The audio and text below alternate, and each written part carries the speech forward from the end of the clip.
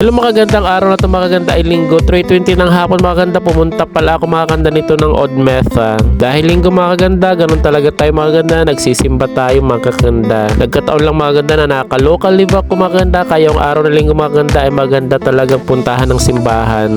Sa work ko kasi mga ganda, iba-iba kami ng day off mga ganda, kaya yun mga ganda, swerte ko malinggo ka kasi araw ng simba. Ay mga ganda, lumipat ako ng ibang station mga ganda, papunta ako ng Odd Mesa mga ganda, which is doon sa simbahan mga kaganda. Tuwing linggo mga kaganda, expect mo na talaga mga kaganda, maraming tao talaga nagsisimba. Pag alam ko na mga kaganda na maraming tao sa loob mga kaganda, ang gagawin ko lang yung mga kaganda ay magsindi ng kandila at saka magdasal ng taimtim. Ayun mga kaganda, medyo marami tao, papunta pa lang kay mga kaganda, marami na rin ang mga pauwi na mga kaganda. Buti na lang mga kaganda, hindi gaanong mainit.